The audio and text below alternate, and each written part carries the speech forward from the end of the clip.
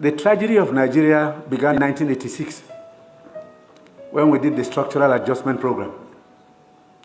When we were persuaded to devalue our currency every week for 32 years.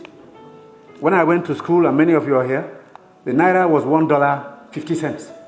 The naira was almost £1 sterling.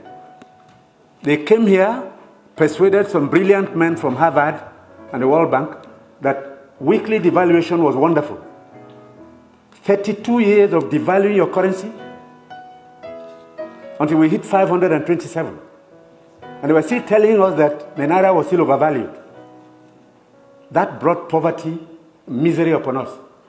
Then interest rates went to 30%. So nobody could build a factory, start a farm, produce anything, or create jobs. Because every time you bring in a shipload of rice, you also bring in a shipload of unemployment. Because you are transferring your wealth to sustain other economies. Somehow, Nigerians didn't notice it. So we became a nation of importers. Toothpicks. Each year it cost us $18 million. Importing toothpicks. Tomato paste, $400 million. So you talked about tomatoes now. One basket in town now is less than 2,000 naira.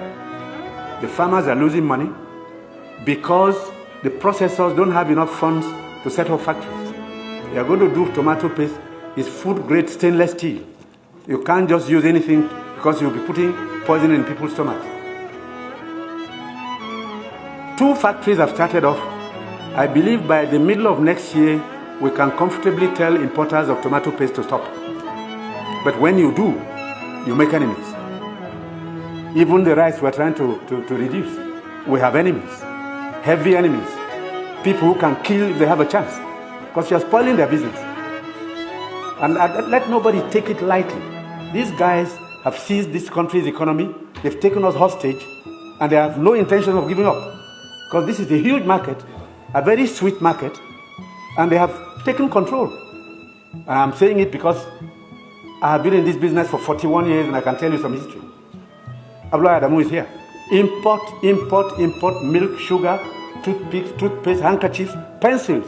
We don't make. To cure Nigerians of that malady will take a while. It will take a strong government. That's the truth. And they are not happy that we're cutting down. When we cut down, they lose money there. So you see all sorts of publications. We're telling lies. We're not growing rice. We're trying to demoralize the local farmers and make sure that the economy fails. That's the story of imports.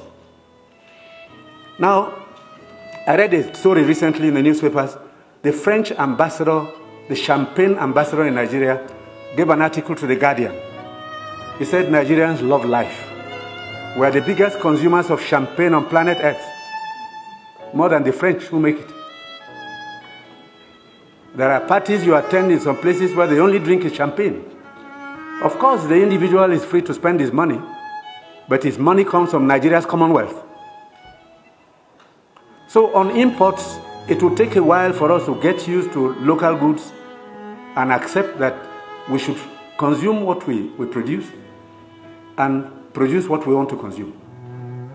So I take your point. We have to take stern measures to cut down on imports because these young boys and girls who have no jobs today are not going to allow us to carry on enjoying life at their expense. They need jobs.